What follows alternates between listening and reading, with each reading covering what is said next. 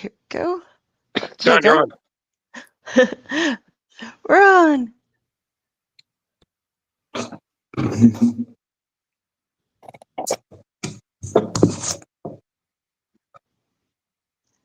Jon, you're on. You want to do the bumper, Jon? Oh, hey. Yeah, I'm good. This is Jon Dexter, the creator of Alpha Dogs, Dumpster Detective, and Space Cruizin, and you're on Splice Pages. All right.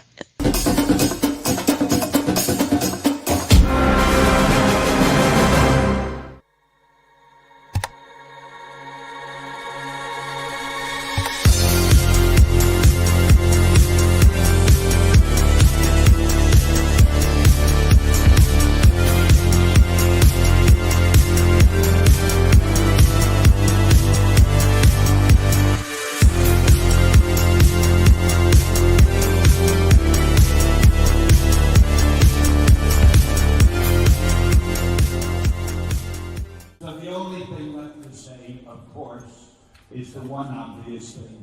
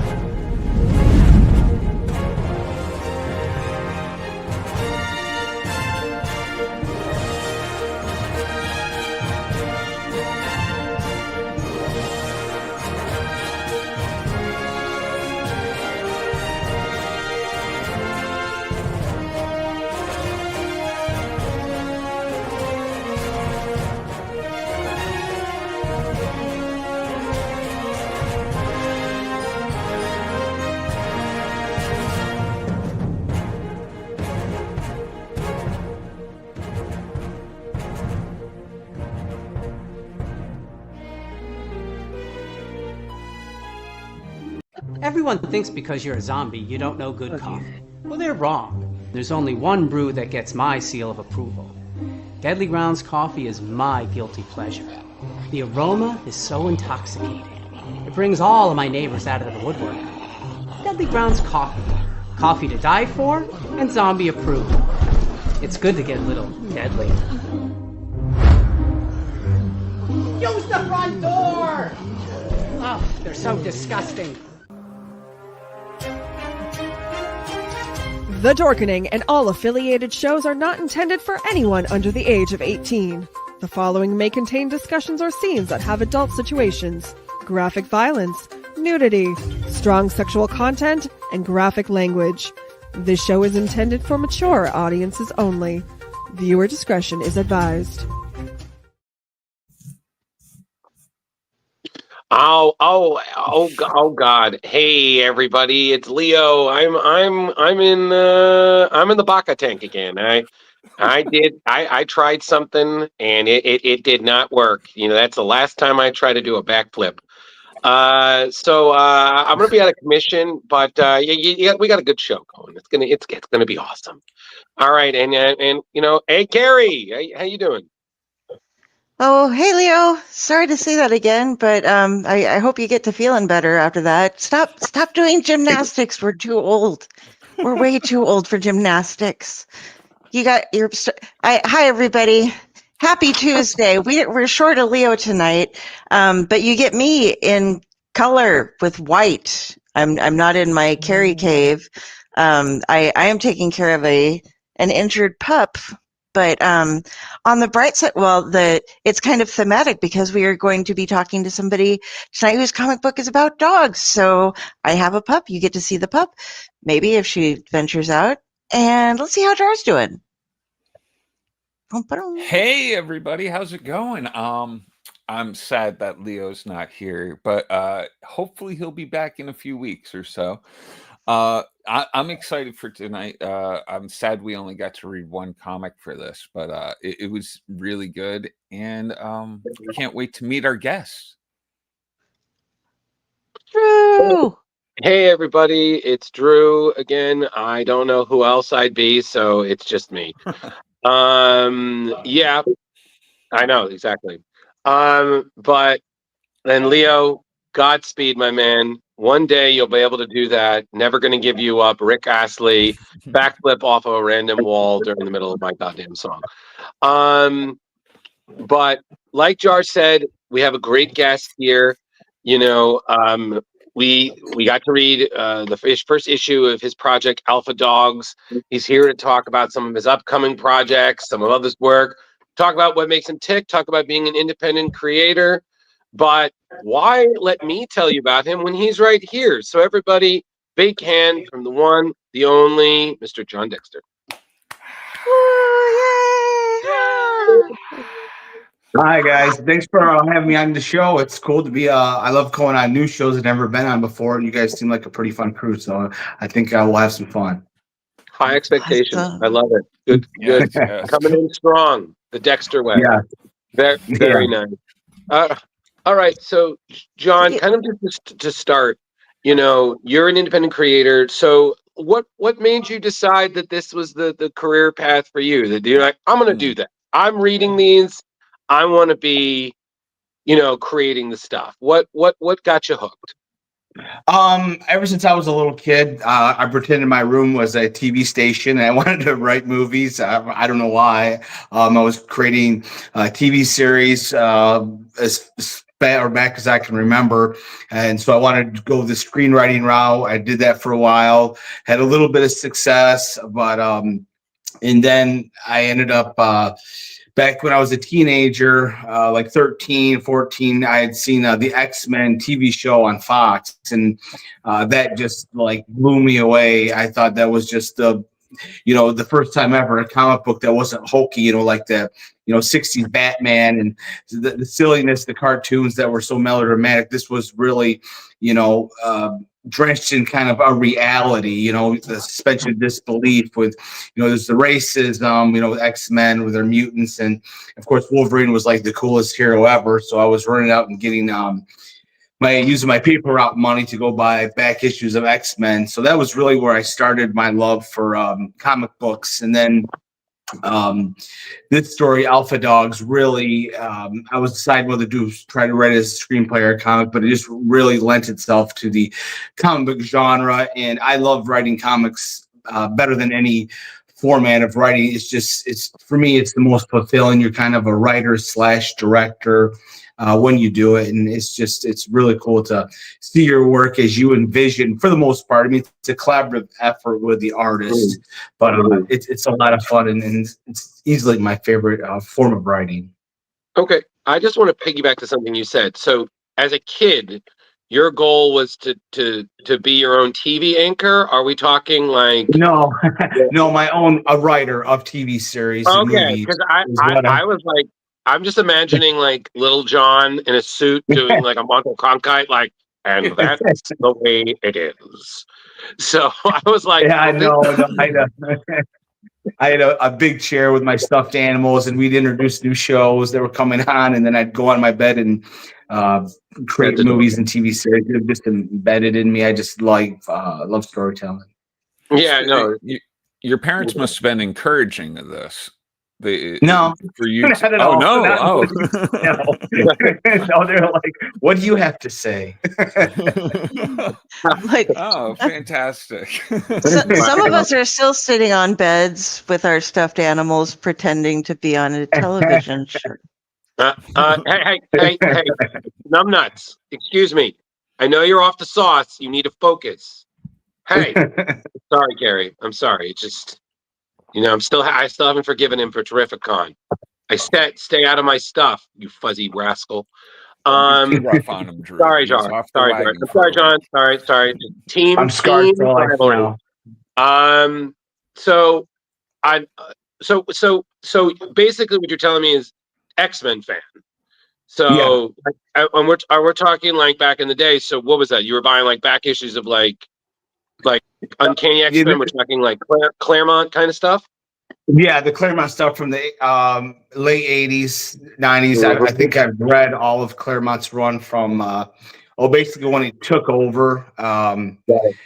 and then until Onslaught, and then I just stopped reading after Onslaught, and I didn't read for a long time. And then the Ultimate Universe kind of brought me back, and I haven't read a superhero story honestly in probably 8 years. That guy down there, he loves the Ultimate Universe. You just said the magic words, because it's funny because two things. One, I've been telling Kari over there, who consumes knowledge the way Galactus consumes planets.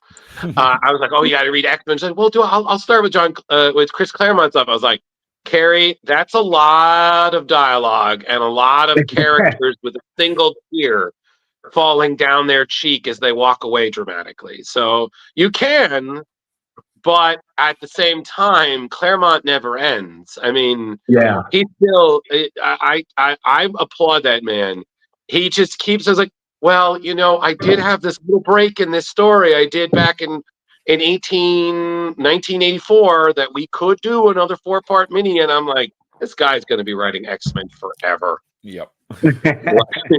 Jeez, but and then Ultimate Universe, Jar brought up. I'm a huge fan of the classic Ultimate Universe, which I got Kari hooked on, and the stuff has just been freaking amazing. So you're speaking my language, man. I would give you a Coke Zero. Be like, you heard. But I don't know. I know they got a new Ultimate Universe now. I haven't read any of that. I quit after Ultimates 3 when Mark Miller left the series and what's his bucket took over. Who's a good writer? It just it didn't work Jeff for Lowe. me. Yes, Jeff Lowe. Yeah. Wasn't a fan, but to each his own. But the Mark Millar, his run, I mean, is basically, as we all know, is what created the Ultimate Marvel universe, basically. Oh yeah, I mean, it was him and Brian Michael Bendis. Like the grand. I mean, don't get me wrong. Kari can back me up in this. Other people in the Ultimate Universe did really good work. Like Hickman did it for a while. Nick Spencer, a bunch of other people, but like Miller and Bendis, man, they built they were the Jefferson Starship of the Ultimate Universe. They built that city. It's basically like what Quentin Tarantino was to Miramax. Bendis and Millar was to the Ultimate Universe. Really, it was the house that they built. So every day, but. So Kari, good catch here. We're already vibing with this guy. We're like he likes the same records that we do. And you're also talking to 3 people who all love animals. Oh yeah. In some form or another. So Kari nursing an alpha dog. Jeremy, is it 2 or 3?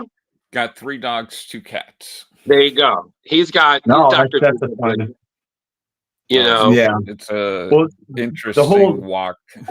It sounds like, the whole genesis of Alpha Dogs was we had a pit bull mix named Pig, and we lived in this town that was going to outlaw pit bulls, and we weren't going to get rid of our dog, of course, so we moved, and that kind of inspired me to create this story about this dog that's feared by the public because of his breed and size, but he has a big heart, kind of Casper the Friendly Ghost, sort of, this scary looking dog, but he's, got a heart of gold. And in the series, Buck will make a lot of sacrifices to help other people, help the fellow animals, the other alpha dogs, as it were, as the series goes along. So it's got a lot of heart. I mean, it's this sprawling adventure story about this dog that has the power to heal from any wound. He's smart enough to understand human speech. He has a heightened strength, and him and his owner have been on the run for mercenaries his whole life that are trying to capture him to manipulate his powers. I'm gonna pull up the Kickstarter on the side so we can look at it while you're talking. Yes. Okay. I'm sorry. I want to go back to something. What little town in Footloose shit is this? Yeah, right. Outlawing we're from Michigan. We live in Michigan, but we lived in Missouri for about 5 years, and it was, I don't want to name the town, but it was a small town in Missouri that was going to outlaw them. That is crazy. I'm sorry. My brain is like, what malarkey is that? Next thing you know, whistling is illegal. I'm like, let's just I'm sorry, Jar, did that blow your mind as much as me? Like, he said that, and I was just like, what? What? Yeah, This is but what we do it made with for our a free great time? story. It's like Yeah. going after witches. It's like, dude, Yeah, it's a breed exactly. of dog. Yeah. Yeah. Well, he has a pit bull, so he's clearly a warlock. Yep. You know, not human. That's Dangerous. crazy. Yeah. Carrie, you know what this kind of reminded me of? Do you remember when Tom King and Peter Gross did Animal Pound? Yes. Yeah, Yes. kind of. Yeah. Did you think that too? I had little flashbacks there. A little bit, but not overly much. It reminds me more of people hunting down mutants. I thought when you were saying like you like to read the Claremont stuff, it was like we're gonna grab and because the dog is so cool and special powered, they're trying to like take it for their power, or to Yeah. create. Yeah. Oh, It's got this. So the dogs, because they've been on the run their whole life with their owner, she's lived like this incredibly lonely life, just protecting her dogs. And then she finds this fellow bioengineerist who she just falls deeply in love with. He really does a good job manipulating her, and she divulges the secret of the dog's abilities to him.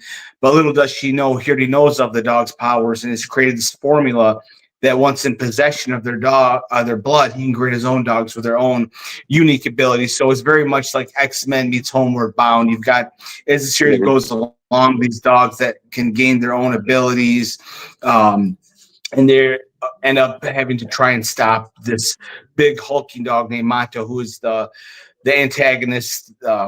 His dog, who can grow to this big hulking size, a Presa Canero called Monto. So there's a preview in this of Monto to give you a look of him, and he's a pretty big, scary dog that they have to stop as the series goes along. But the first 5 issues are basically setting up Buck's world, and there's a lot of heartbreak, but a lot of cool interactions, and it's a very unique story that people I think aren't used to, where you have this dog that's just loves his owner, thinks the world of her, and then this grumpier old pit bull who also shares in Buck's abilities, who kind of is he's been around the block for a while. He knows humans' valuables and doesn't really trust humans that much, and tries to warn him, Buck, our main character dog, who isn't going to listen, because like all dogs, they think their owners are just the greatest people on earth.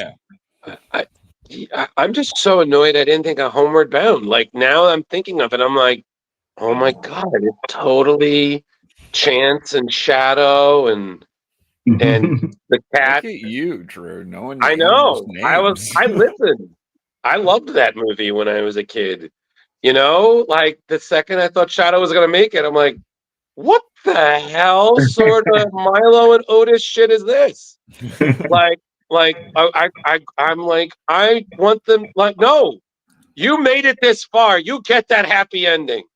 It was just, exactly.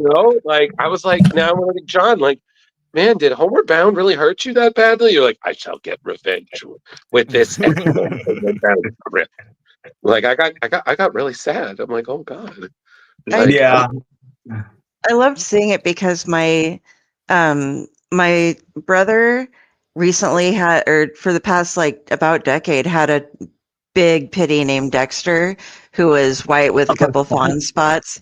And then my dad had adopted Piper, who had been a bait dog, a pit bull as well. And so she was always like, she was white and stuff, but she was like half Dexter size, always had to have the thunder jacket and stuff on, and was really, I mean, they did really good with her, but even the whole, her and Dexter bonded like they were a pair after, even though they hadn't known each other for a while.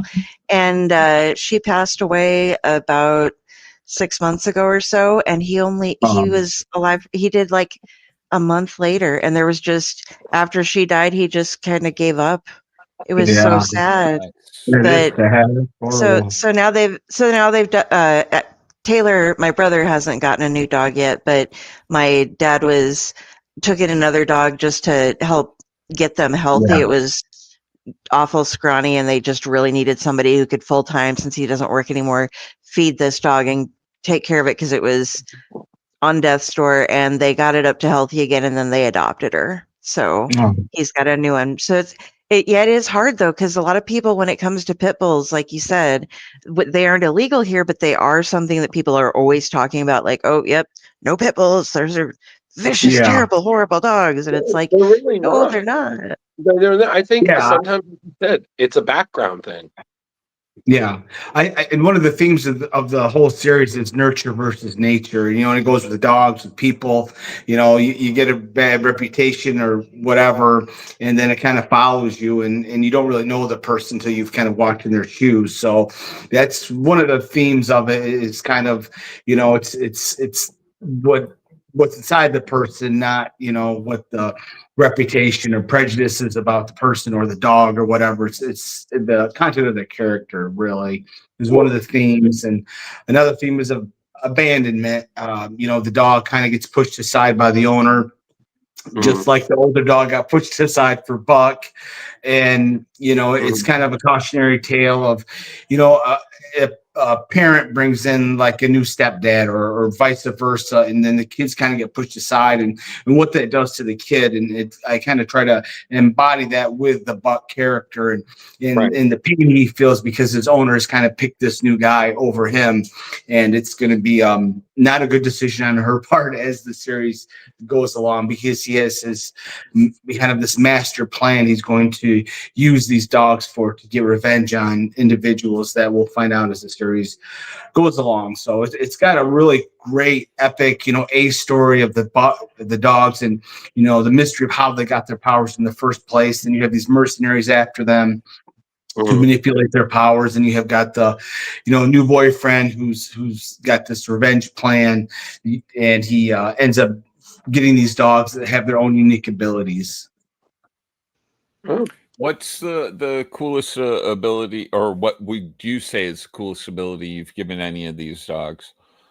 I don't know. I mean, I think they're all. I mean, I suppose Bucks, because he can heal and he's got a heightened strength. It's probably, you know, a Wolverine. You know, he's my favorite character, so I wanted to give Buck something to where if he got, and I got a lot of flack because at the beginning you have Buck, he's shot and he looks dead on the beach, and a lot of people are like, oh, you shoot a dog, but he can instantly heal. And I show that. So one of the dogs can make these 200-foot leaps that you find out when she actually uses the power. In my storytelling, I don't tell. So I think it's a fun surprise when people see the powers for the first time actually being in use. Is a lot of fun. Of course, I just spoiled it for you by telling you one of the cool scenes of double splash page for leaping in the air. So We'll be excited to see it now. It's like, when's that going to happen? Yeah. Yeah. I was trying to come up with a background, and I was like, the first page, I'm like, nope, bleeding dog. That's sad. Oh, wait, here's a butterfly. Okay. Yeah. So the story kind of starts out, and you know, my way I write is I try to grab people by the throat and hopefully make their eyes bulge what they're seeing on page one, and then, you know, get the story going, but get a good hook. And so it's a hook. I liked it, but a lot of people kind of complain, but it circles back in the bookends, and we find out how he ended up there in the first place as this next chapter ends. That's in this graphic novel by Source Point Press. I was signed by a publisher, Source Point Press, and yeah, and so I was kind of the first book with the, I want to say, revitalization of the company. You know, COVID hit, like a lot of publishers, they almost went under, like a lot of publishers did go under. And I was fortunate enough to be, you know, the first writer they signed to kind of start this resurgence. And right now we've got it on Kickstarter for issues 1 through 5, which is over 130 pages. And the cool thing is the book is already printed. I just got to pick it up at the warehouse. I don't like having to wait for my comics, so I'm not going to make other people wait for theirs. So if you back the graphic novel, you don't have to wait 6 months or 4 months for it to get into your hands. It's actually at the warehouse right now. Very nice. I appreciate that, because I back a lot of Kickstarters, and I have some that I've been waiting on for over a year. Yes. I do appreciate that they're putting in all the time and effort, but that's a while. You know? Yeah, you got to have an update. You got to just say like you could send like a post-it thing on the on the Kickstarter itself, like, hi, I'm really sorry. We're in some unexpected delays, which are, leading to this, we will, something, like whether they give you like some sort of credit or an added bonus for the wait, it's like, okay, thank you. Like, we like you said, sometimes things happen, but a little communication helps instead of, did I get scammed? Like, You should have half your comic done before you even think about launching your Kickstarter. It should be halfway completed at least, in my opinion, because it's not really fair for people because they are paying a premium for your work, Whoa, John, don't look at listen. Kari has a point, but at the same time, she invests a lot of Kickstarters, so don't encourage her to be. Oh, well, that's great. I've been validated. Well, fund this, fund this, fund this, fund this, fund this, and I was like, Kari. I can build a like fort out of Gemini mailers, and that's where I'm going to live after I get evicted because I've been putting all of my rent money into Kickstarter. Yeah, I'm like, Kari, scary. I'm like, slow down. Like, no, can't do that. Got too much. I'm like, oh my god. It's like, I gotta, but yeah, that's crazy. But hey, listen, standing by your product, good stuff, man. Good for you. Yeah, Go. Yep. We're looking at you. Yeah, I tried to. Whoever was talking, go. There's a lot of us. I believe that's very true that you don't want to wait on your product that you've paid a premium for. So I wait till, I'm at least halfway done. In this case, I wanted to have the books all printed up because they were basically, it's a graphic novel. It's a collection of the first 5 issues, but then there's also a bonus story in there that you can only get in the graphic novels to try to, incentivize people that bought the singles to come back and buy the graphic novel. The cover art's amazing on the Kickstarter, you can see. And there's trailers on there, old trailers from the other ones you can watch. And if the trailers don't get you pumped to read the book, I'm kind of out of ideas because the trailers you put together are pretty cool. Yeah, I want to show that cover again because it is beautiful. Yeah, that's pretty good. Yeah, it's gorgeous. I wanted kind of all the players in there. You got the mercenaries, you got Salem, and you got the other dogs that have their own powers that you'll find out as the series goes along. At the top, you have Monto, the big hulking Presticanero that they have to stop from carrying out his master's plan as the series goes along. But the first 4 issues are basically introduction to Buck, his owner who he loves, and there's a lot of mystery there. Like I said, how the dogs got their powers, why this bioengineer has this revenge plot that he needs these dogs, and his big hulking dog Monto, as you see, is going to make 2 drug runners a really bad day. Yep. So I have now I have to ask. So these dogs, do they have have you envisioned like an eternal enemy that's not a human being? Like, I think of this in terms of for instance, in the Marvel universe, Rocket Raccoon has a sort of odd rivalry with Cosmo the dog, and they never question it. They're like, nope, just don't really like you much. And it's like, no, it's fine, I don't like you either. So are there these dogs? I mean, yeah, they're advanced and whatnot, but please tell me there isn't a squadron of super evil squirrels that are gonna head first for the No, okay. No, they're all dogs. Even though these dogs talk, they communicate with each other, talk to each other. It's not at all a hokey series. I think you can, even though they're these dogs with powers. Again, being a fan of X-Men and other, Brian Bendis, Mark Millar, Brian K. Vaughan, I try to write to where you can suspend your reality of disbelief. It's nothing, the dog doesn't go up. This isn't Beverly Hills Chihuahua. These dogs have real problems. They deal with abandonment. They long for new owners because they've been stolen from their owners to be part of this experimental formula to give them power. So It's definitely not. It's not a comedy. I mean, there's definitely humor. You've got the Chihuahua Tom Coe, who's really, his power is a heightened intelligence, and he knows that he's quite cocky, but he's tiny. He gets himself in trouble a lot, and has to get saved by Shelby, the dog that can leap, these amazing bounds. So they make it's a very good camaraderie. And, I think that if you read it, you're going to really love each one of these dogs and have a familiarity to them as the series goes along, because they all serve a purpose, in the story. No, listen, not a problem. As long as there's since you have such an affinity love of the X-Men, as long as there's a canine version of To Me, My X-Men, I'm good. Not quite. I try to make everybody necessary. So Buck is big and strong. He's a leader, but he's not the most smartest dog in the world. So you have a dog like Tomko, who's tiny but very smart, and then you have Shelby, who's a Cocker Spaniel, who's very loyal and loving, and then you have Zahara, who is a Siberian Husky, who's kind of like your, what would you call it, like your Gambit kind of character, mysterious, doesn't really want to be part of the team, but is forced to in order to save her brother from Salem, the antagonist. Okay. Hey, no problem. Very cool. Yeah, the conversation level, that's where I think when you were talking about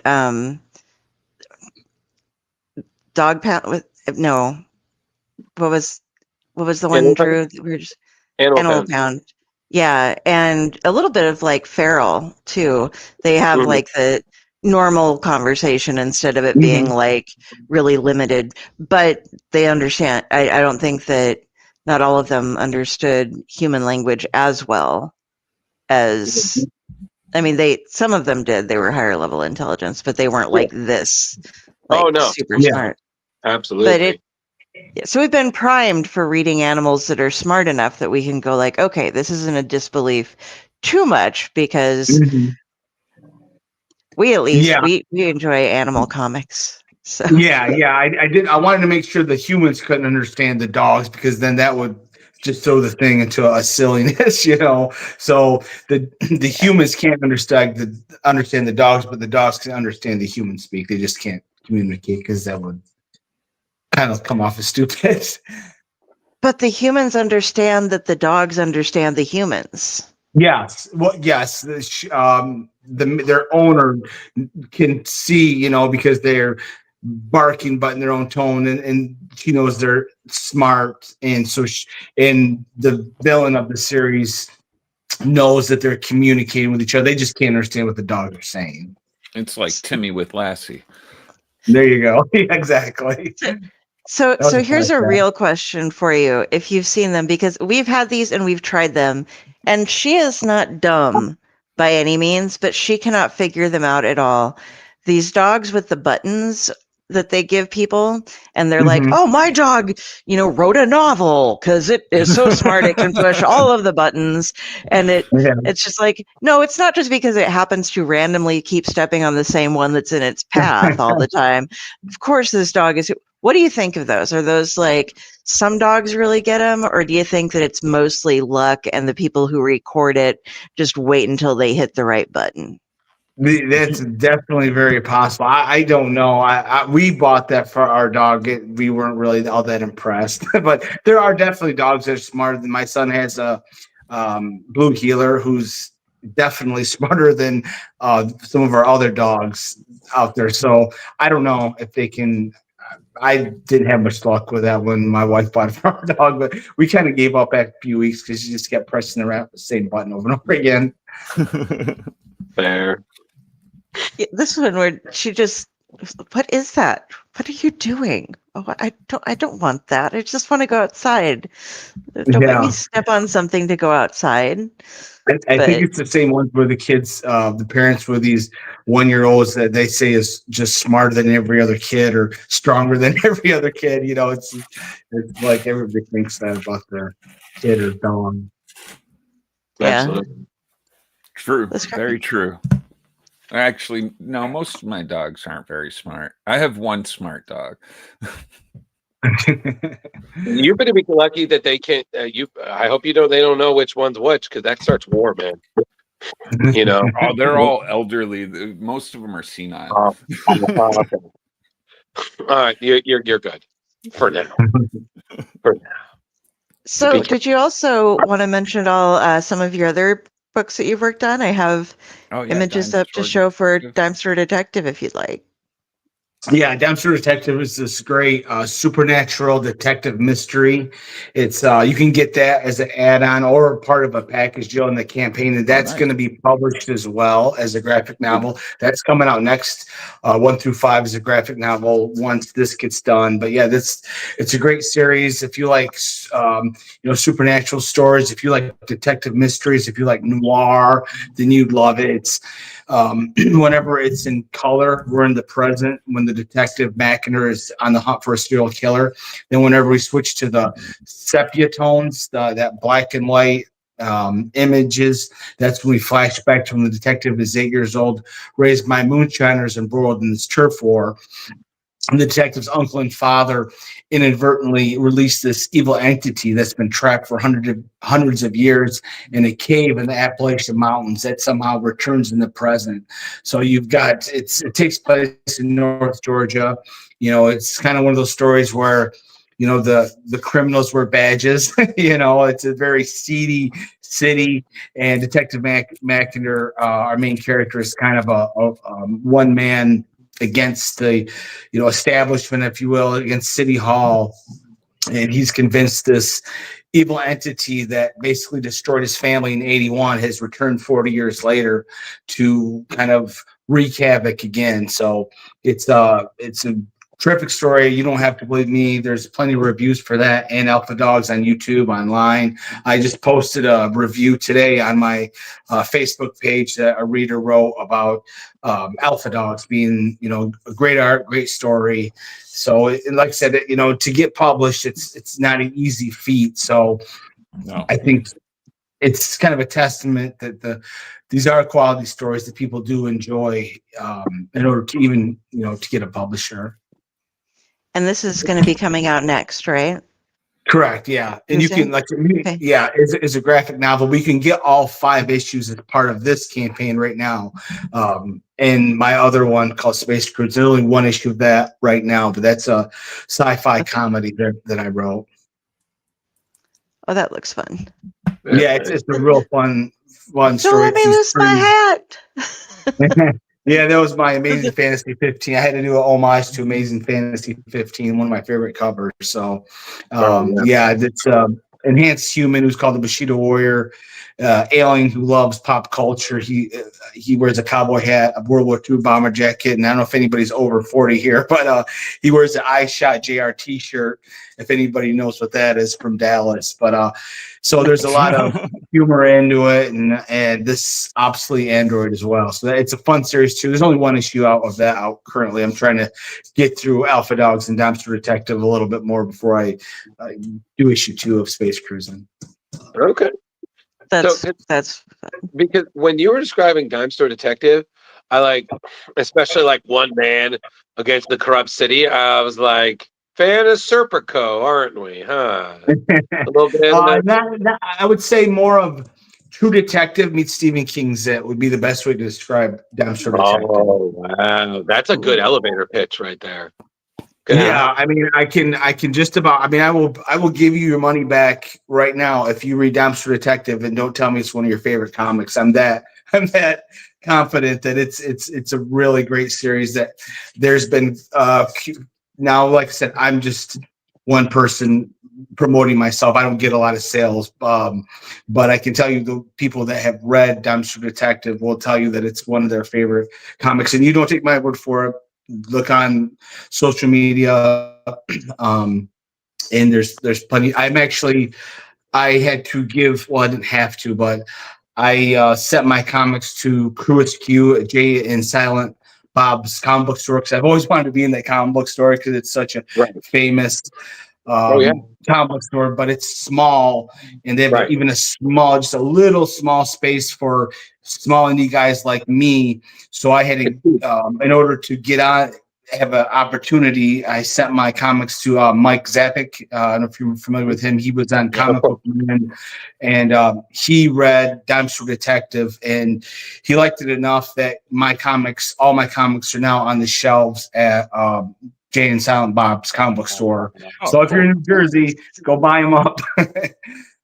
Wow, that's crazy. I've always wanted to go there. Oh, it's a fantastic place. I met Walt down there. Yeah, I'm hoping they sell well. I can get invited to a signing. That's my goal. Fingers crossed. I had actually bought a collection off of Rob Bruce down there. Oh, nice. Yeah, I went to go pick it up, and Walt was there. That's awesome. I was talking to somebody once about possibly being on there with Comic Book Men, because the jar back when I was building my Starman collection, and I was talking to them about like an issue I was missing, and they were like, "Oh, that's really cool." No, never called me back. I guess it wasn't rare enough to want to discuss, but it was still like really cool because I was like, "That's Comic Book Men. That would be so freaking rad," but whatever. It is what it is. But I've always still wanted to go. And like you said, just meet Walt Whitman and be like, "Hey, Walt, you just sign this. That would be cool." I can't think. Kylie. Hey, Kylie. But it's in Jersey. Where is this located? It's New Jersey. Yeah, I can't recall the city. Yeah. It's called. It's Jay Silent Bob Secret Stash, right? Yeah. Yep, exactly. Yep, my comics are right there. I have here having 5 each on there, so I'm sure they're still there. It was just a few weeks ago I actually got them. Yeah, Kylie, if you look up Kevin Smith Comic Book Store, you'll find it. Yeah. No, that's super fucking cool, man. Congratulations. Yeah, that is thanks. It was really cool. Yeah, because not just for them. No, I just said it was really cool because he actually had to read them to get through there. So to be picked to be on there, and I'm not even from Jersey. I'm in Michigan, so there was no hey, he's my buddy. I don't know the guy from Adam, but it was really cool that he liked them all enough to be put on the shelf. So I'm hoping that I'm waiting till about April to give him a call and see if I can go there for a free comic book day. We'll see. It'd be a long drive, but it'd be worth it to go there. It would be just so incredible. Hell yeah! And then you get some of that East Coast pizza. Get some of that. Live that life. Yes, that'd be awesome. You got to get the Connecticut pizza because the 5 people from Connecticut voted and said it was the best in the world. and it irritated every New Yorker who ever stepped forth. Every New Yorker was like, the fuck is this? I'm telling you, John, someone... Jimmy Palmiotti. Oh my God, Jimmy Palmiotti. The great Jimmy Palmiotti. I've never seen somebody who was so disturbed that he couldn't help bringing it up. Every panel he was at, he was like, "The fuck is this? I'm from Brooklyn, and I get off the plane. That's the first thing I see, and I create a disturbance at the airport because I'm like, the fuck is this?" Like he literally yelled it. He didn't even. So I'm just gonna keep walking now. But it was just like, and people asked him, "Oh, did you try it?" He was like, "It's fine.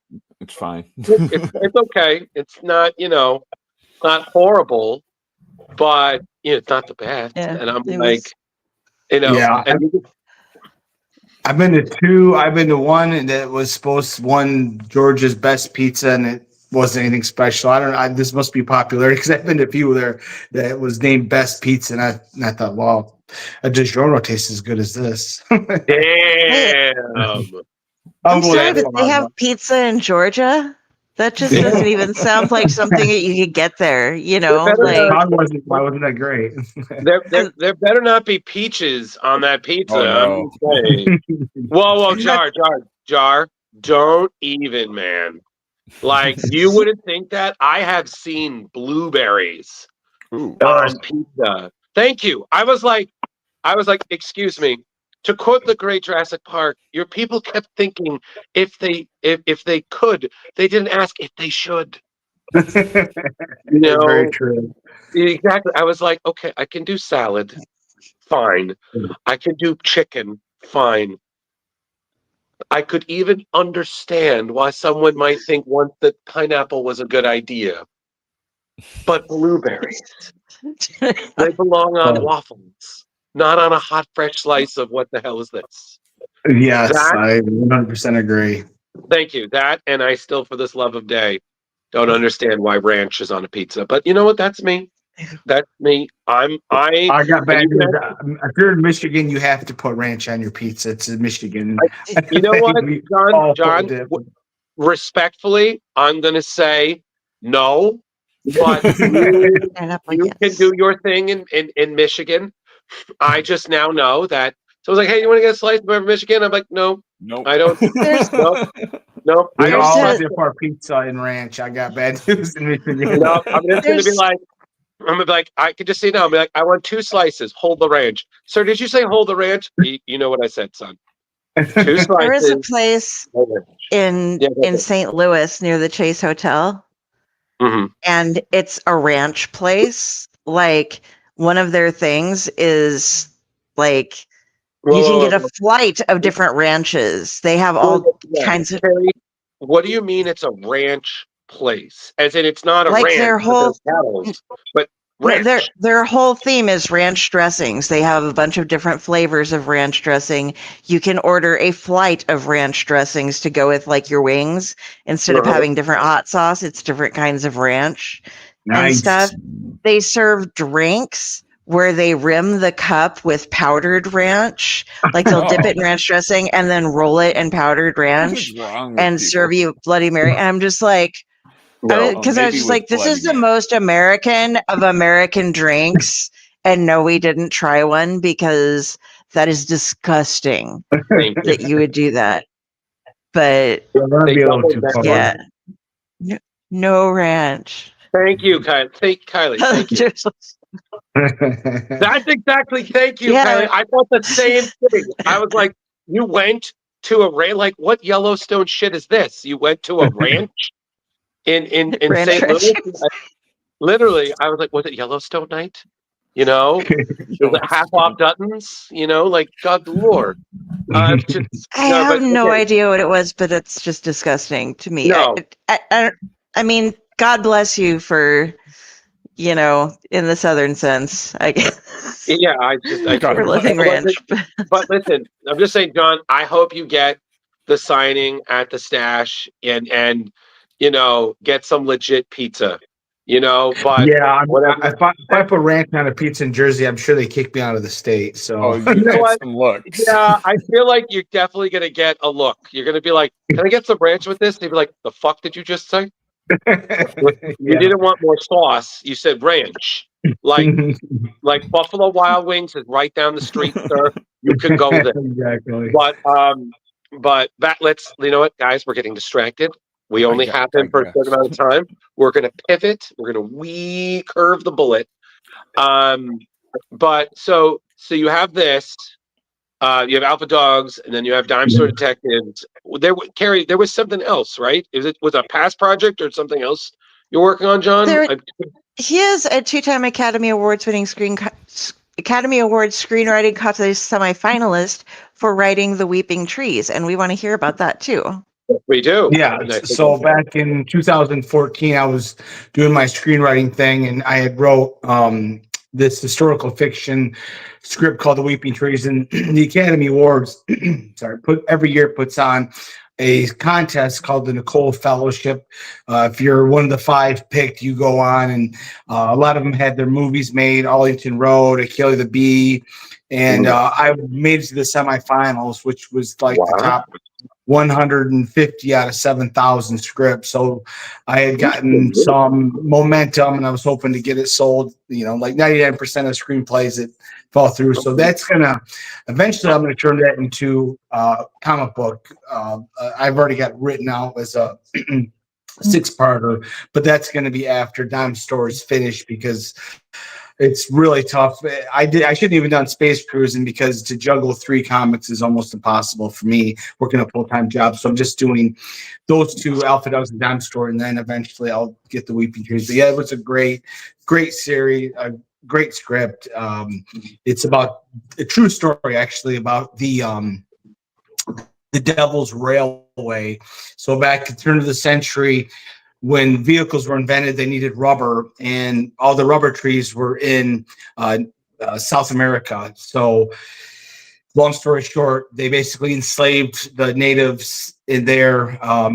These rich, think of like, I don't know, Bill Gates, Elon Musk, were all these diabolical guys who were living in Brazil in that area, and they ended up enslaving these people to build this railroad to take the rubber. I shouldn't even tell it because then I'm giving away some of it, still the idea. I'm just kidding. Yeah. But so they needed a railroad to reach the ocean, and that's the true part of the story. But in mine, it's a Western that takes actually place in the Amazon rainforest, which is really cool. This cowboy is building a railroad in the out west, and he ends up going to the Amazon rainforest to help build the railroad. So it's a great, I think it's a great story. I'm hoping that I can get that limited series eventually. Absolutely. I mean, it's amazing because a lot of creators we've talked to, a lot of great projects were screenplays that are then turned into comics. I mean, correct me if I'm wrong, Jeremy and Kari, we've talked to a few creators who these great scripts like, oh yeah, this was a failed screenplay that I just was like, hey, I'm going to make this into a comic, right? Yeah. Yeah, and I know a lot of some that people who do gone. both. Yeah, exactly. Like we read, like I said, I started out doing the screenwriting thing, and it just wasn't as fulfilling for me as writing comic books. I find it a lot more enjoyable. Screenplay is very much rigid. Every act is very, you've got page 8, you've got page 15, and writing a comic book, it's kind of, it's obviously, it's kind of like writing a TV series, you've got each issue, each episode. So I enjoy that a lot more than because you got to fit everything, your whole story into 2 hours, and so that's just, and then once you do, well, then you've lost a lot of what made it unique because you have to follow this formula when you write a screenplay. That if you might not realize, but every movie you see is got the same formula breakdown. So not to get into all that minutia, but just some people like Quentin Tarantino are better at disguising it than some people. Yeah. And you have more control over the comic. You tell them what to do versus when you have the screenplay and then it goes on and then somebody else is doing some directing and somebody else is doing some stuff here and then somebody else wants to do a rewrite. And then the actors are going to what if we ad lib this a little bit, or I'm not quite getting this right, but we'll change it so that it works around this. And Yeah, and also it's tough because, again, especially when you're doing something that's based on a real story, there's the level of authenticity and then, adapting it, it's a real labor of love because it's how authentic do you go? I mean, it's kind of like when you pay attention to when they're like when it's adapted, is it adapted or is it loosely adapted? That's you got to look into that. It was like loosely. And I'm like, okay, so the idea is that, but a lot of this did not happen. Yeah. Yeah, I don't know how many people have watched Braveheart and think that that's historically accurate. No, absolutely not. This is called Paul. But Paul. I think nice, Paul. Nicely done. How did you hook up with your artists for each of these? So it's all the same studio, Stone Tower Studio. They do everything. I had just done a cold call on Facebook under writers looking for artists, and they just once you put that on there, you're going to get inundated with like 100 artists because there's just so many more artists than writers out there. So it was pretty easily who to pick. I mean, their work just stood out by leaps and bounds. And so I've used them. I have 2 artists from the same studio, Snow Tower Studio. They're great. Lucas Sharita, he's basically the project manager. He does a great job for me. He does all the graphics, puts everything together for the Kickstarter, and does the lettering as well. And then Fernando Malik, he's my artist. He's done work for the big 3. He's done work for a lot of the indie guys too, and it shows. I mean, his art is just amazing in Alpha Dogs. I'm just so glad that I was able to get somebody that can really draw the animals as well as he does, and puts everything. It's from what I understand, because I can't even draw stick people, that it's to get the muscle movement of a dog and any animal is very difficult because you don't have the luxury of a t-shirt like a human, you know what I mean? Pants. So you've got to know what you're doing. Yeah. Well, John, don't knock the stick figures. I mean, the great Harvey Picard couldn't draw for shit, and he would write his American Splendor scripts with stick figures. Okay, so like if that's how you do your scripts, man, and it's gold. You do your thing. Drew, also, people pay Tom King to do little doodles on stick figure doodles on their comic covers and stuff. There you go. I was asked. I've done 2 dog faces because they think it's worth more if I'm not me, anybody, if the writer doodles on it. But it was so bad. It was supposed to be a dog. It looked like a pig's face. It was that bad. So I tried not to doodle on anybody's stuff. I literally would make it look worse. This is really something that I did. This is based off a drawing when I was like a teenager or something. So I just reversed it, stuck it on a shirt. I'm like, yeah, I'm awesome. Drew a skeleton that looks like that. I never. It's still better than anything I could do. Hey, listen, I think that's what I try to just tell people. And then someone's like, oh, can you draw this thing? And I'm like, I'll give a crack at it. I'm like, wow, that's really good. I'm like, okay.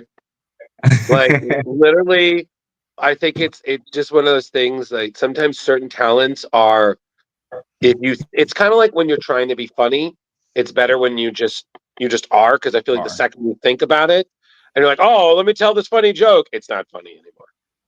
It's like trying to do magic. Like, nope, the second I show you how to do the trick, magic gone, fuck you, dead. You know? Yeah, I agree.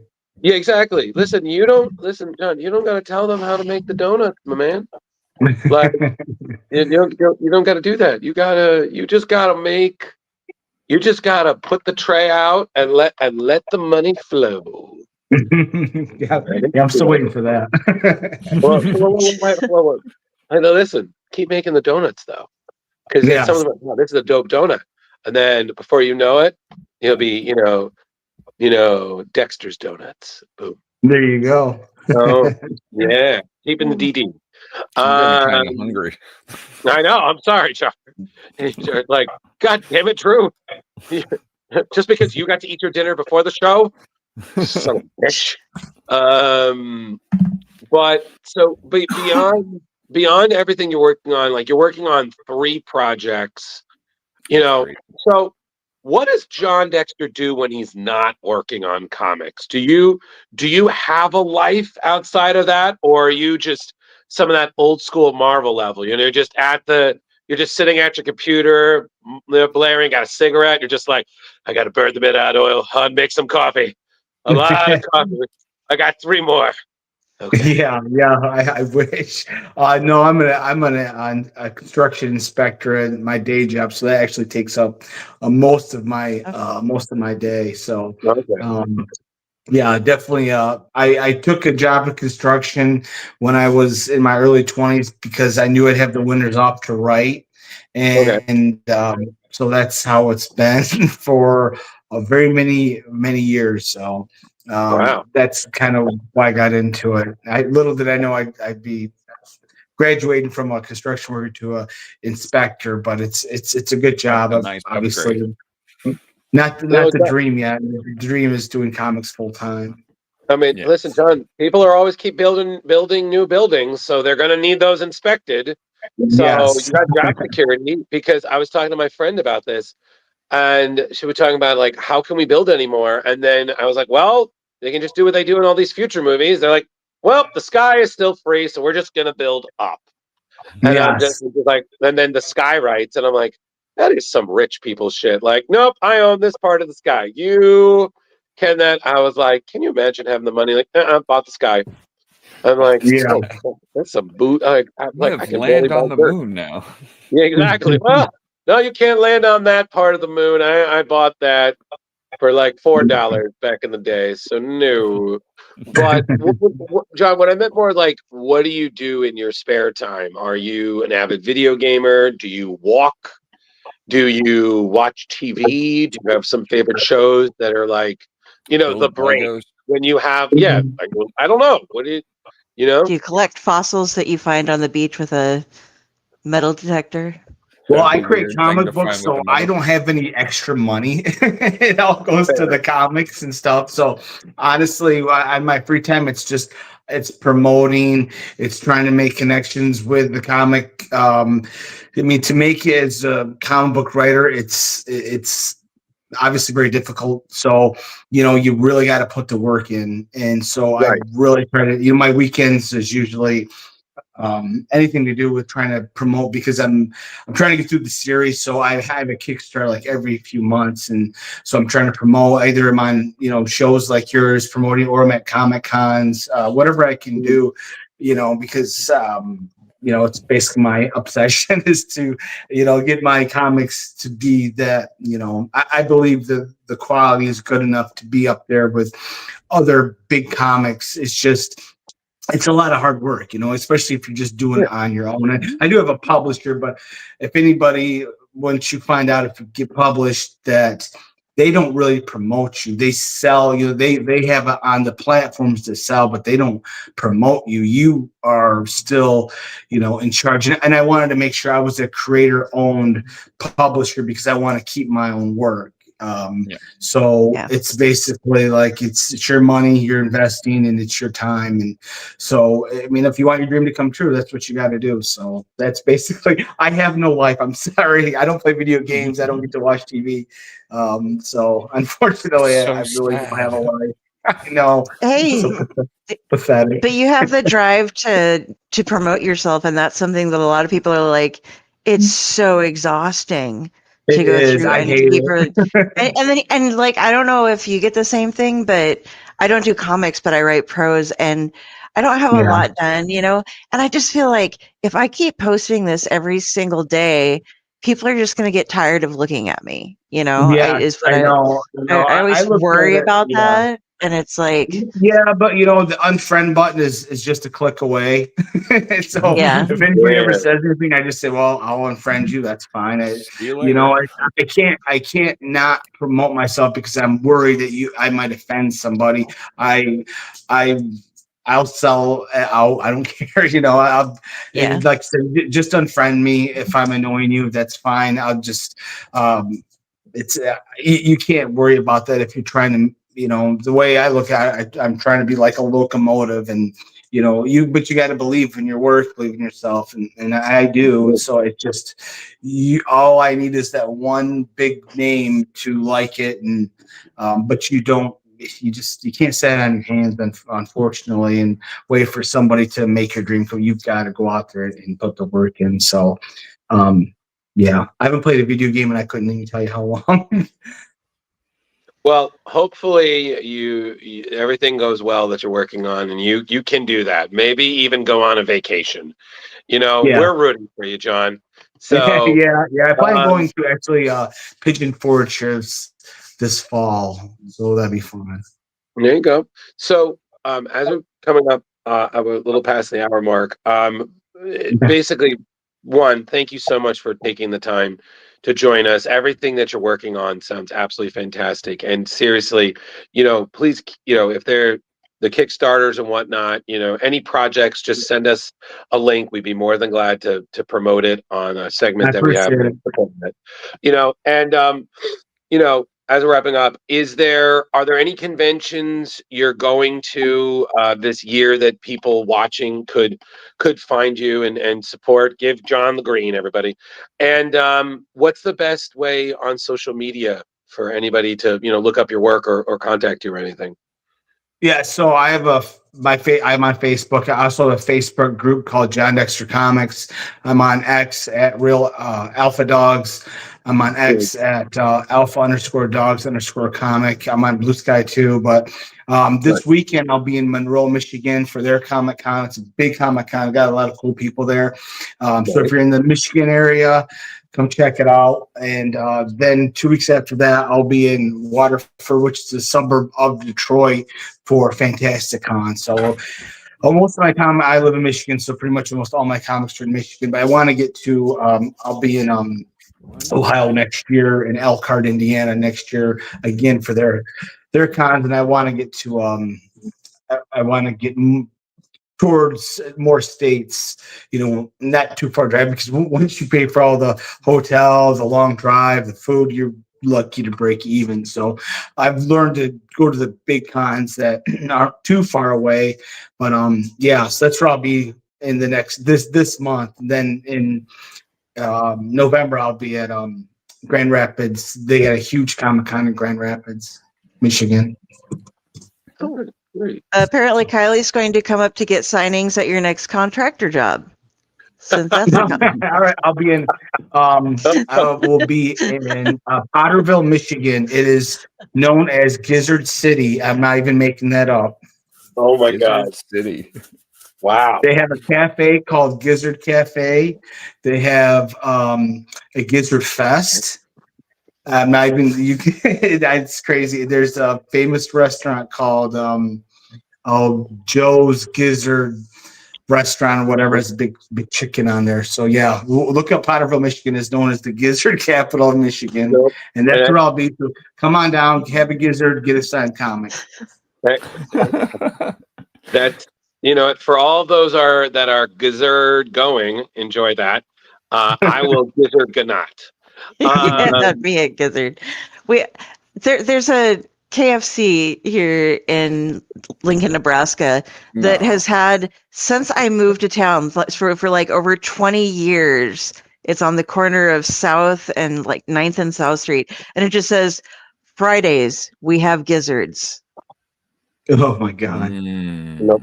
I like chicken livers, but I don't eat chicken otherwise. But over 20 years of letting us know that they get gizzards. So good. Don't trust it. It's a trap. Somebody's buying them. Apparently, Terry, it's a trap, man. Go to Gizzardville. At least they know what they're. You're going in. You know what you're going for. There's not going to be somebody that's going to show up. It's like, excuse me, I was hoping for some trout. So all right. Well, all jokes aside, gizzards galore. John, thank you very much for coming on. We really appreciate it. Thank you for taking the time to allow me to be on your show and talk about my comic. Oh, absolutely. And like I love said, it. Please, Kari has your information. If anything comes up that you want to promote, Kickstarter or anything, just send it on. We'd be more than glad to. And, good luck with everything you're working on, man. Thank you. I really appreciate it, guys. Yeah. So, like I said, just when you're leaving, just make sure to press the exit buttons. The pink button brings the upload page. Just keep the page on until you see it says 100. Then you close it, and we'll be good to go. Sounds good. Thanks, guys. Thank you very much. Have a good rest of the night. Bye. Thank you.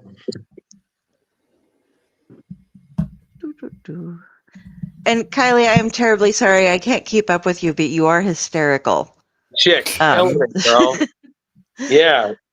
Just because he's gone doesn't mean you can still come in. Press the. Well, we can't say the red button. Someone can definitely press that red button. Nobody press that button. All right. So John may be gone, but we're still here. We got some news. Kari's got some Kickstarters to open. Mm-hmm. So let's get to that. I guess. Okay. Right. Should we do the Kickstarters or the news? I don't know. You know what? We'll do the news first, and I'm going to go out because I'm not promoting Kickstarters tonight, though I should be. We're saving that for next week when I have, because I'm not sure exactly how good my internet is here. I've been a little scratchy watching you guys. So I'm opening the things that I got, and I have Okay. like 4 things to open, so it should be fun. So Yeah. Well, that shouldn't take that long. And we don't have a lot of news. So, I mean, we have some news, but not like tons of news. yeah, but you know what we have before we have the news? Hold on a second. I got this. Oh, look. What is that in the variety?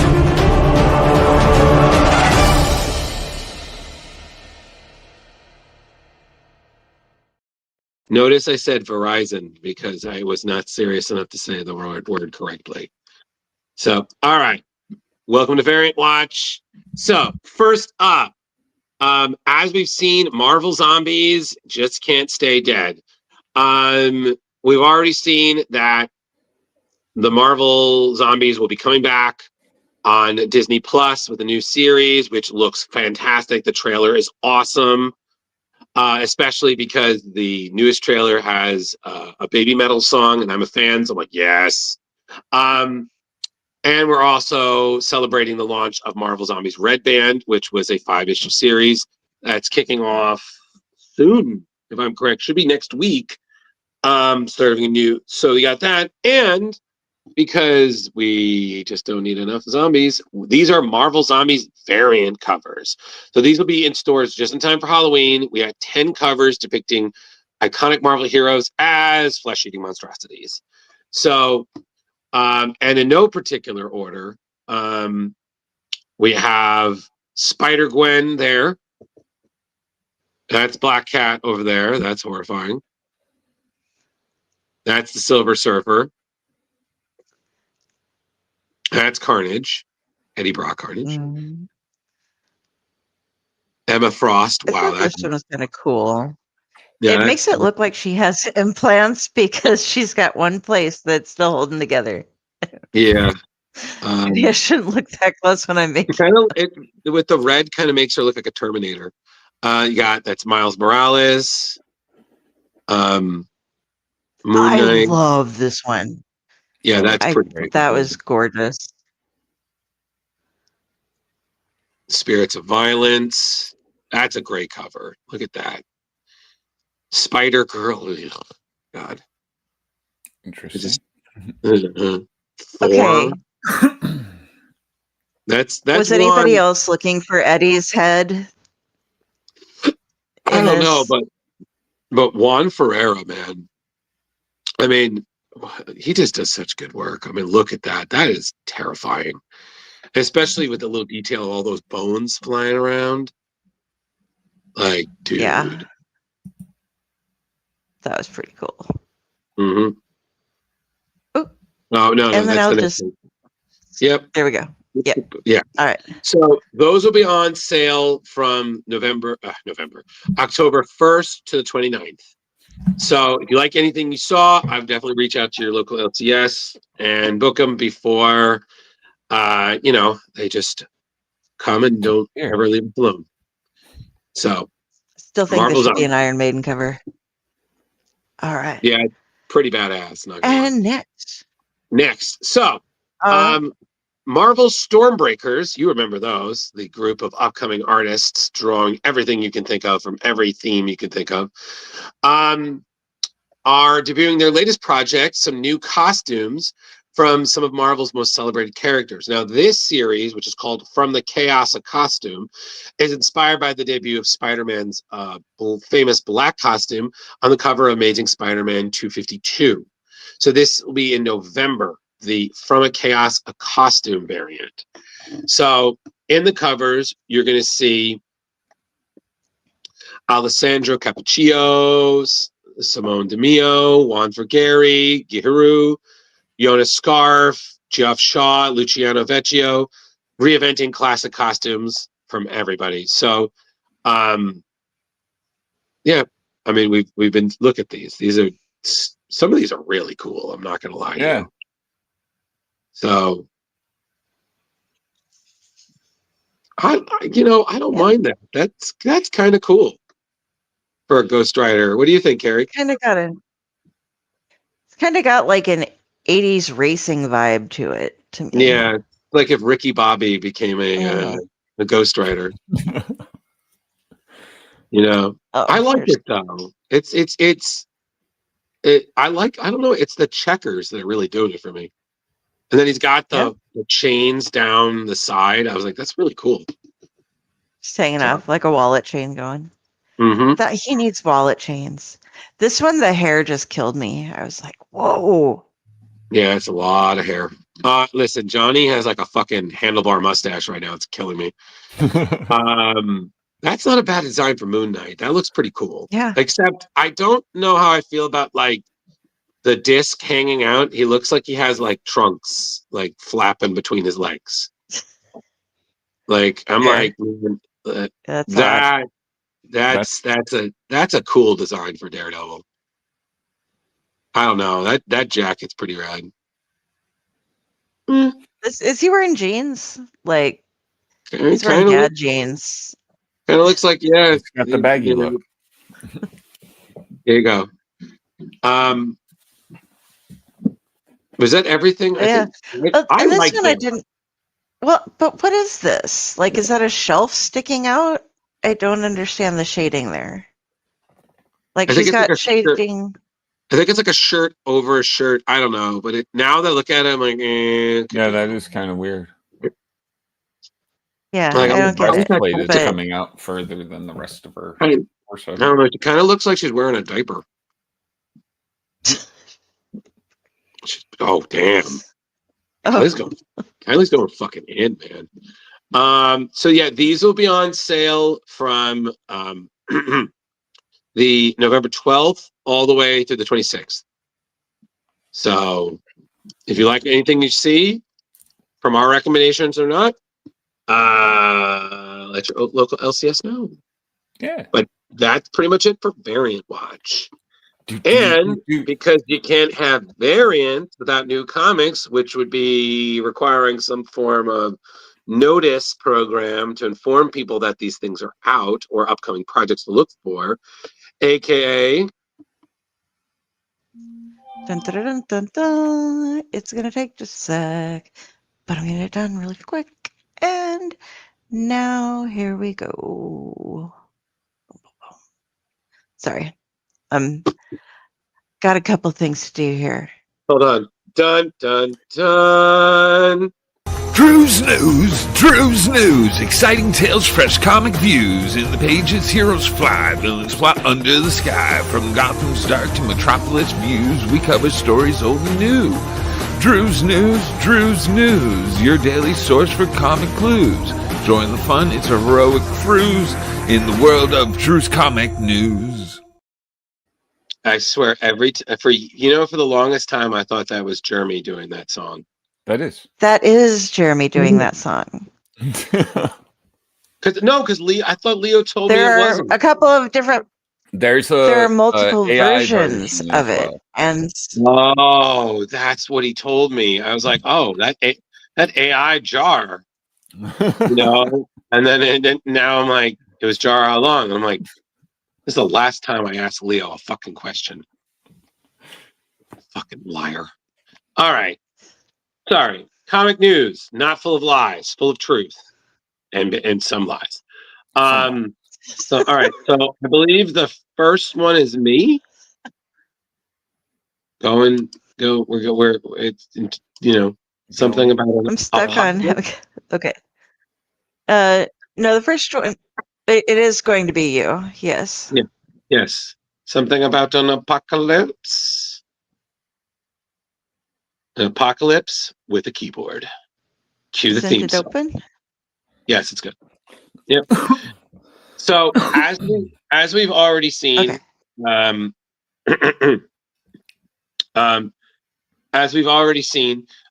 we're returning to the Age of Apocalypse this September, as that's the 30th anniversary. So following revisiting the Age of Apocalypse, there will be a follow series called X-Men of the Apocalypse, which will be a 6-part event written by Jeff Loeb, who was, of course, one of the creators beyond the original AOA, with artist Simone DeMeo.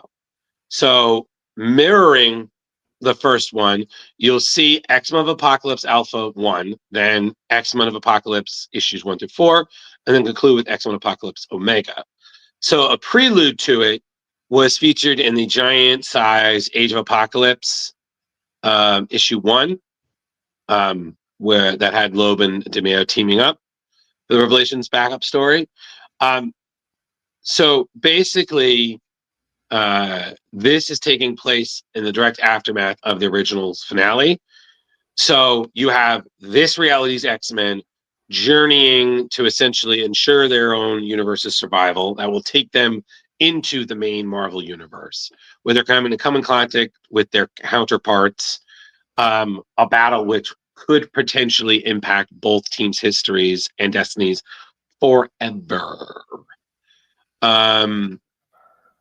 Yeah, so it's going to be really interesting. Loeb said, that it's an all new different story with spectacular artwork by Simone DeMeo, who we saw previously on Joshua Williamson's Batman and Robin.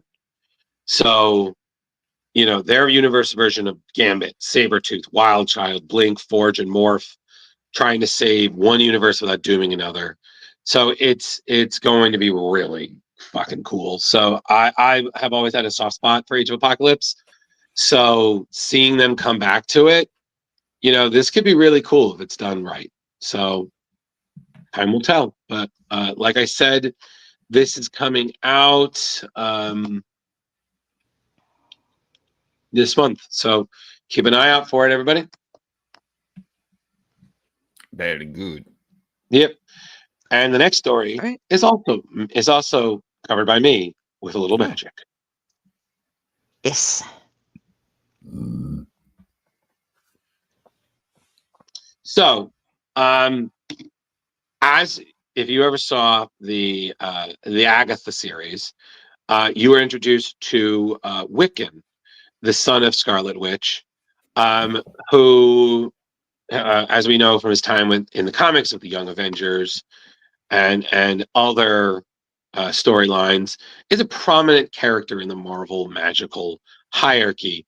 But we saw now with this series, Wiccan Witch's Road, referencing, of course, the famous song from the Agatha series.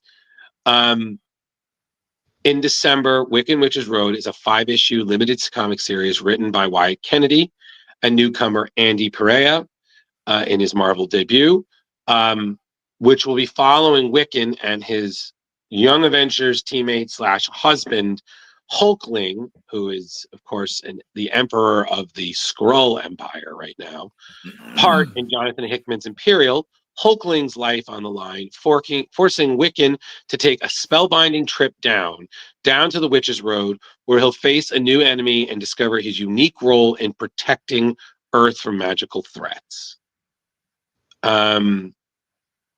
So the question is, of course, what will he do to save the day, and the lengths and price he's willing to pay to do so. So we have the covers there by Lucas Wernick. There is a beautiful variant cover by Russell Dauterman, and another great variant by Luciano Vecchio. All three of these look absolutely fantastic. Yeah, I mean, I can't think of a better way of a creator doing. Who is that? That is me. God damn it, Charmy. Sorry, my wife is having a fit about something. It's okay. We won't tell you said that on the air. Both creators seem really excited about working on the subject with Billy, taking him to unexpected directions, out of his element, new villains and surprising allies. And again, for Perea, he's just so grateful to be living out his dream, writing for Marvel. He said thank you to his friends, family, his inspirations, just all together, great stuff. So there's going to be, he said he's really excited about drawing Billy and Teddy, aka Wiccan Hulkling, with new cool designs and an interesting atmosphere, aka The Witch's Road. And he said the most challenging part is, of course, the trees. I understand, buddy. I feel the same way about drawing hands. So, like I said, this will be in stores December 3rd. So, if you like what you see, or if now the Witch's Road is stuck in your head, Splash Pages are not liable for any damages. So, all right. All right. All right. Next up, we have Jar. Oh, what are we doing? Oh, is this bees?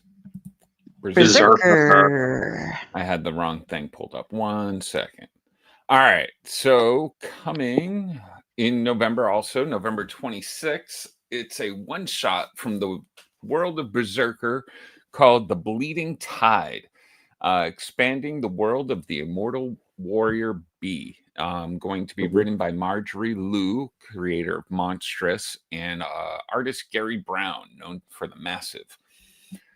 Let's see. It's based in a world where there's a pirate captain who's guided by a strange heartbeat into the ocean's depths and discovers B, who is chained inside an iron lockbox.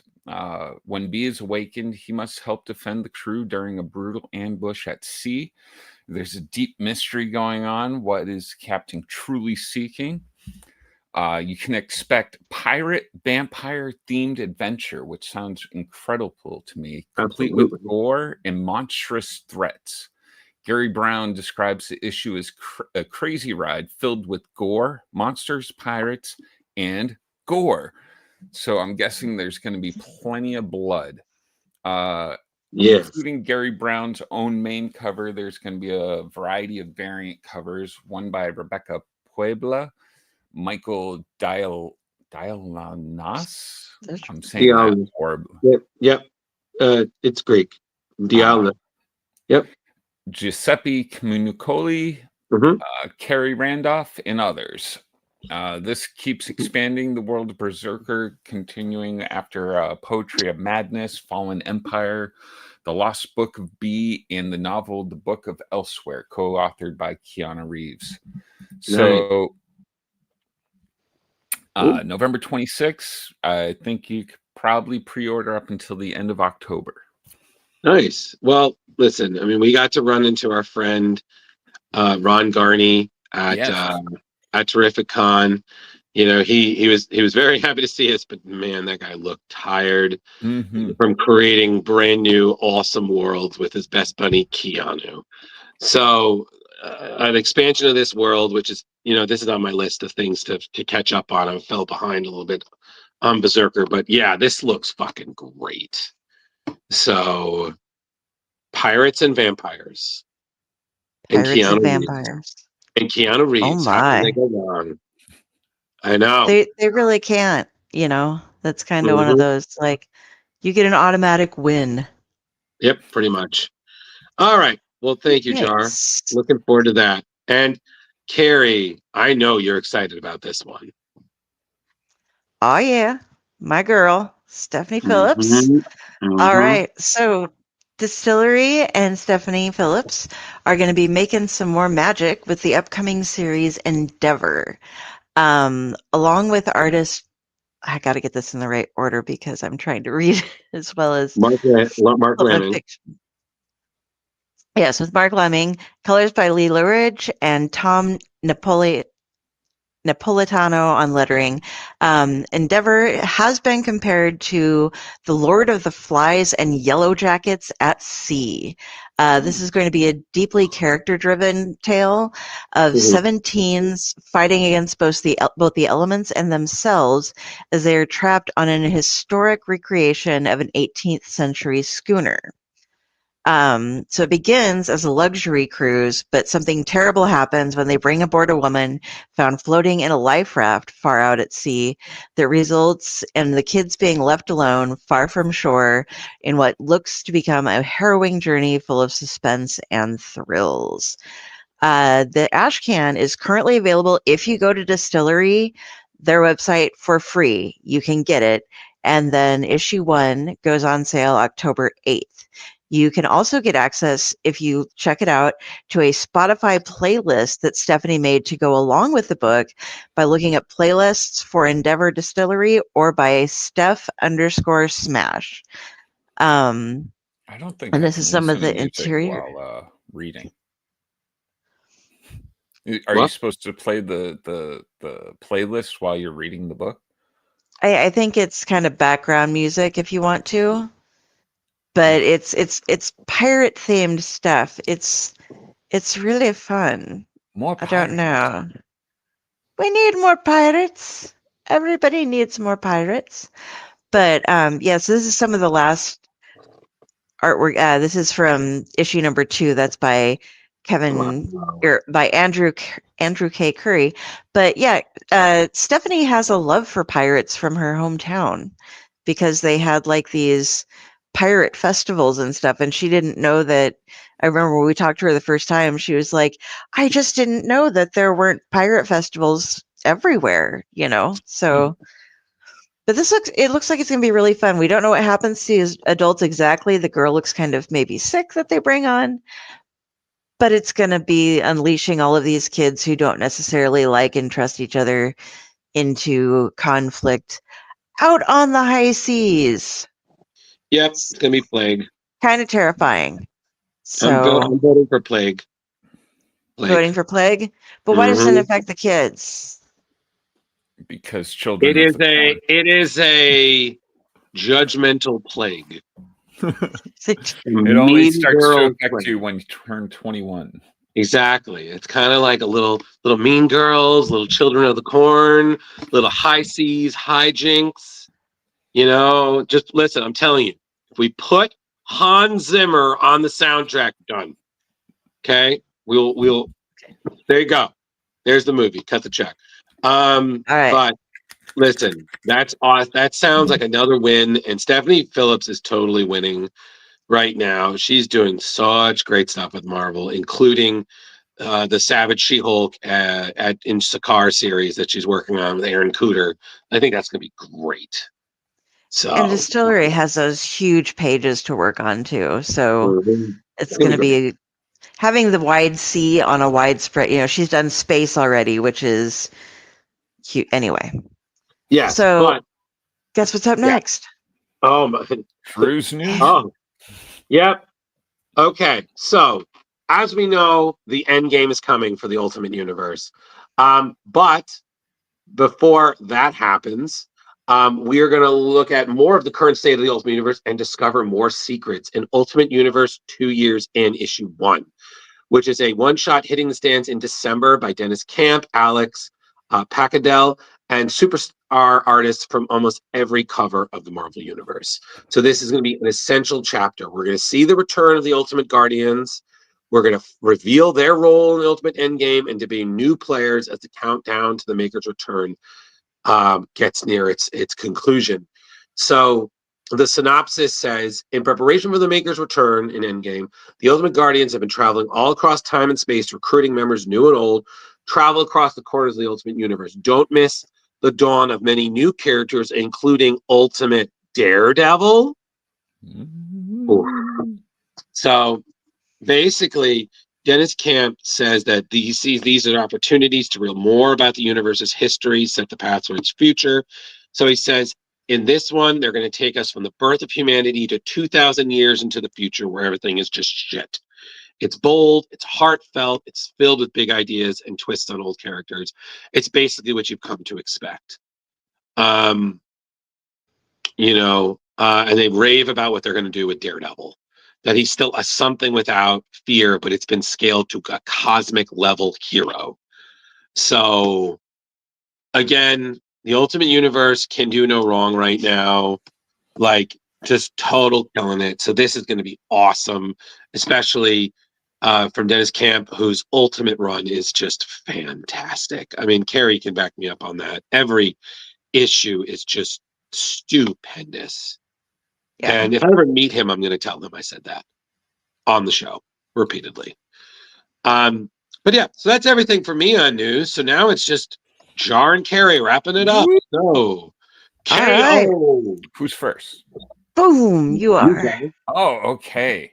So DC gave us a spoiler on who are the 32 contestants in DC KO coming out this December 8th from Scott Snyder and artist Javi. Oh man, I'm forgetting his last name. Hernandez. Thank you very much, Drew. Gotcha. So going from left to right, top to bottom, we have Power Girl, Superman, Lex Luthor, Supergirl, Black Lightning, Guy Gardner, Giganta, Captain Atom, Damian Wayne Robin, Batman, Red Hood, Batwoman, Jay Garrick, Cheetah, Cyborg, Big Barda, Plastic Man, Aquaman, Harley Quinn, God, yeah. You're good. Keep going. Harry Lobo, Quinn. Connor Hawk, Starfire, Vixen, Zatanna, Metamorpho, Wonder Woman, Swamp Thing, Firestorm, King Shark, Hawkman, the Demon, and Starro. Jar, buddy, I want to correct one thing. That's the Star Sapphire. You said Starfire. Oh, my bad. Yeah, okay. No, everything else is right. You're good. But correct me if I'm wrong. That's Dan Mora, right? Who did that? Yes, Dan Mora. God damn, that man can just look at that. He can. It is He could. one of many variants that are coming out. He has more than one just for himself too. I Yeah. find where it is. I found it, but since they weren't all released, we're gonna wait until we get the whole release of Gotcha. them, and then because Yeah. I think there's a cover, at least one cover for every single one of them, isn't there? Going to be, Yeah. and there are only like 10 released, so but they look really good. Yeah, it's supposed to be a big event. I can't wait to see who they pit up against too, and the brackets and all that. Absolutely. Especially since each round is supposed to unlock new powers, new consequences, and new revelations. And I'm just like, you got Snyder, and then you got Josh Williamson. So you got this powerhouse who worked a lot together in DC. I'm thinking like when they were on Justice League, so they know how to work with each other, bring the best out of each other. And it's just, I know who Kari's rooting for. She's rooting for Etrigan. Yes, we are. We want Etrigan. Yeah. And you know who else is going to be rooting for Etrigan? Mahana. Yep. Oh yeah. Oh yeah. All the girlies love Etrigan. It's at least all the girlies on this show. Listen, I am just looking forward to the one day when Etrigan is at Terrificon. If you two are both there, you're just going to take such prom photos with Etrigan. It's going to be amazing. Just be like holding him hostage at the booth, like, no, you will stay here. I think the thing I would love is if he's running away and we see you two like reaching for him in the background. Be like, what can we say? Our goths love their demon boyfriends.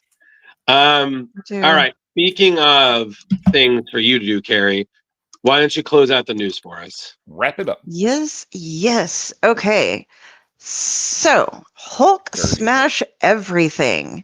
For a little bit here coming up, Hulk is taking a break from all of the lovely torment that he's been going through with Philip Kennedy Johnson this December, as Ryan North pulls him out of one massive pile of chaos just to throw him into another one. Or is he throwing the chaos into the Hulk? Vincent Caratu will be doing the art for this 5-issue miniseries, where Ryan has decided that he wants to explore just exactly how strong the Hulk is by tossing him through a variety of trials throughout, everywhere. Hints have been made as to whether he is stronger than entire planets, dinosaurs, gravity, cosmic forces, and from one end of the universe to the next, they will be latching on to the Hulk smash aspect of his personalities rather than cycling through them. So for those who want a straight up fun story about the Hulk running rampant over everything in his path, this is the book for you. Look for it at your LCS on December 3rd. And yeah, like I said, this is going to be the No more super smart Hulk and different kind of Hulks and monster Hulks. Although, as we know, Philip Kennedy Johnson stuff is all coming up in the future. But this is going to be an easy Hulk where you don't have to try to figure out all the different system parts going on. If you want a simple, fun Hulk story, we got it. What can Hulk smash? What can't Hulk smash? That's what we are looking for. I have That's no what idea. the kids these days. The Hulk smash. Smash. I'm sorry. I'm good. I'm good. You good? I'm good. I'm good. So, Okay. all right. So, Kari, I think it's time to unbox some things and show them what you got. Yes. Okay. What you got? What you got? Okay. So first off, and I showed this off a little bit already, but you got to look better because you got to see some of the inside of this. I'm going to zoom in to me, and this is, I forget Leo's not here, so I have to do it myself. My Joe St. Pierre sketchbook with a pinhead remark that he did. I sent him a couple different things for reference on that, and it looks beautiful. But look at the inside of this book. Like, the pages are super like cardstock, well, not cardstock thick, but really glossy, heavy. Just, I'm not going to go through and show all of it, but he's got some just killer artwork and things selected in here. A lot of classic characters, but I don't know. I'm just loving it. Love Spider-Man. Nice. Yeah, it's just a heck ton of gorgeousness, and there's smaller ones, and so I'm not gonna give it all away, but I wanted to show you guys a little bit more than I had put up when I posted it online the other day, and that one was from a Zoop campaign that he did. So make sure they don't do as many of them, I've noticed, but when you're going and looking through things, make sure you don't just check Kickstarter. Check out BackerKit and Zoop as well, and there are some other places you can get things. This is from a Kickstarter, and this is somebody who I met on the Colin Bunn website, actually, Sean Sunday, and he runs Brain Bee Studios, and this is, he did a Double Billing was the name of the comic, and you could buy one and get one for a friend was one of the options, so that's what I did. So somebody's going to be getting something in the mail here. But this I love. We just had a dog, and this is Snuffles the Indomitable on one side. Snuffles. And let's see, I'll show you just the first pages. This is kind of a more traditional paper. It's not the really lightweight, but it's got more of that kind of off-white to it going on. There's some, I want to find Snuffles. Snuffles is saving a train. He rides a motorcycle and like saves people from this. But then you go like this. And so the other story is the flip opposite of this one. And it's a super fun little mini horror story that starts off with "fuck off." And he's Australian, and it's written very Australian. There are a lot of Australian curse words and things going on in it. And it's super fun. And it also came with, and because it's double, one for me and one for somebody else, 2 of each of these prints.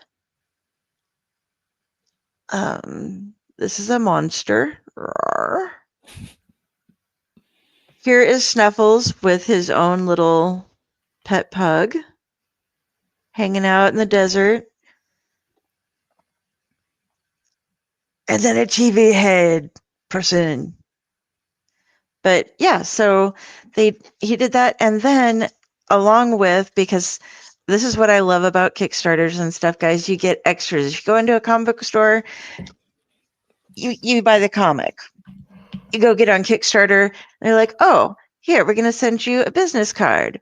We're going to send you a whole packet full of little things, and you get to have stickers and temporary tattoos and tons of little, I'm not going to open these because I can't reseal them once I do, but all sorts of little stickers and extras and fun things that came along with this. And it was not a super expensive purchase, and it read really good. I loved this story, and I was so excited to tell Sean that I got it. So keep an eye out for Brain Bee Studios in the future, and I will be letting you know the second they release anything else out. But I will check and see. I think this is one that you can order even after it is over. Yeah. Next, last Kickstarter is Worthy Chaos, Carissa Grant. I buy something from every single one of Carissa's Kickstarters, so I at least have, I can't always get much, but I at least get one of the physical copies. And What series is she working on now? This one is Devastation, and yes, I went ahead and got the some of them get naughtier, but I got one of the more naughty copies this time. And Devastation is the Western that has a bunch of, well, she had a campaign that just closed, but she'll have another one coming up, I think, by next week or so, that has all the cryptids and such in it, too. So it's super fun. Love it. Love everything. And again, Gemini mailers. I can't stress this enough. If you're doing a Kickstarter, these, if you can afford them, and if they are in your area at least, I guess, they are fabulous for holding books.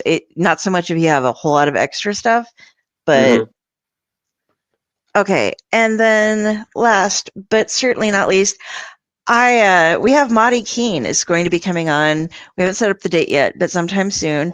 And he writes superhero comics, Zuper hero. And they're kind of like knockoff comics, I guess. Not knockoff. What do you call it? There's a word for it. It has something to do with. Yes, thank you. I'm like, it has something to do with alcohol. He does a lot of bootleg comics, but he does a lot of his own, just whatever he really wants to do stuff. And you can join the Superhero Zephyr Guild of America. And this is what you get. You spend $50 and he mails all this stuff to you. And you get like discounts for the entire year round Okay, so first of all, you get your official. Nice. Yes, congratulations, O faithful one. This is a momentous occasion for us both. From henceforth, you'll be a card-carrying member of the glorious, timeless, illustrious, celebrated, renowned, acclaimed, distinguished, marvelous, and spectacular Superhero Zenith Guild of America. You did it. You made it, kid. Welcome to the big leagues. Brush off your finest evening wear and hold your head up high. You're officially a superhero. And then more things from the introduction that you have to get one for yourself to read. You also get a bunch of different stickers, and he has fun and designs his comics all from like, he changes the dates and puts up fun things like advertisement from those dates and stuff. And this, I believe, is going to be my card, but it was sealed in wax. So we have to see. Break the seal. Got to break the seal. Yes. Let it be stated that Kari Sanders is a member. And get you all the super deals.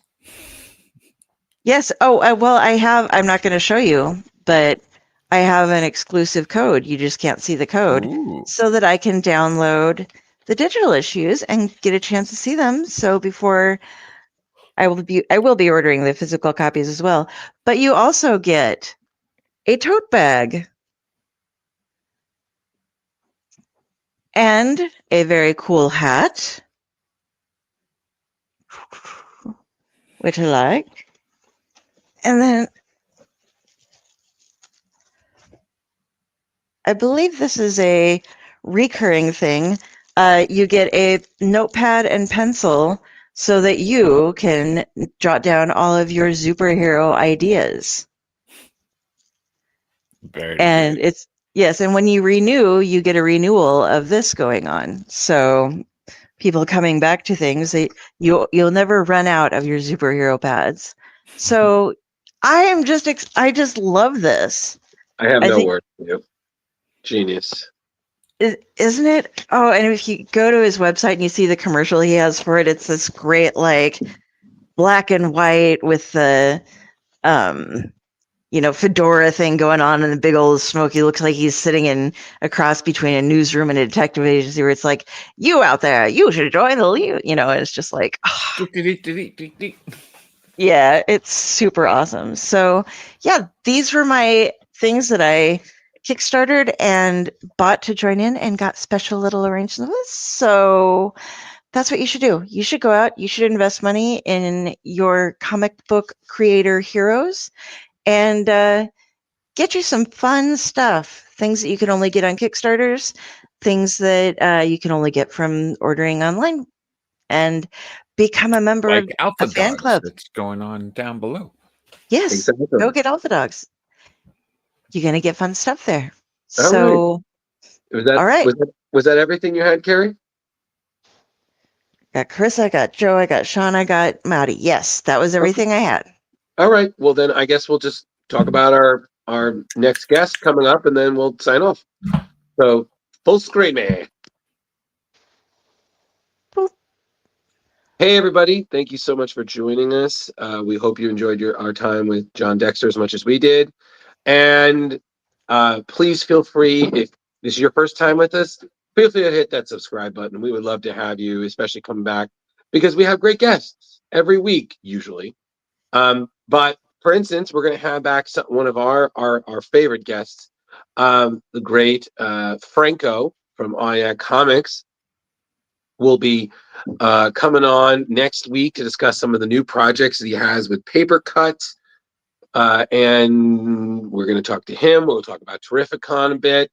He's awesome. He's just such a delight, and we're really looking forward to having him. And definitely stay tuned because we got a lot of great guests coming up for the rest of September and October. So hit that subscribe button, everybody. Yep. And he also just launched a Kickstarter today.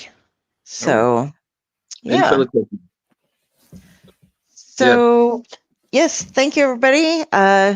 Hope you had a great Tuesday with us. If you want to find me, look up Kari Sanders on Facebook. If you see a judgmental looking crow, that is me. All of my stuff is listed down below there. All the links to everything that I do, all the different shows that I'm on.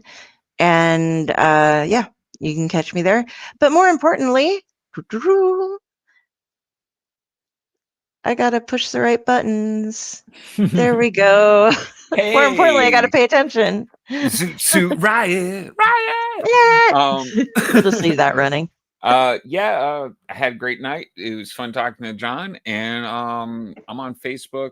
I'm also on Instagram and TikTok and Blue Sky, but I don't go on those very often. I follow other people on those, but if you friend me, I'll follow you back. So there's that.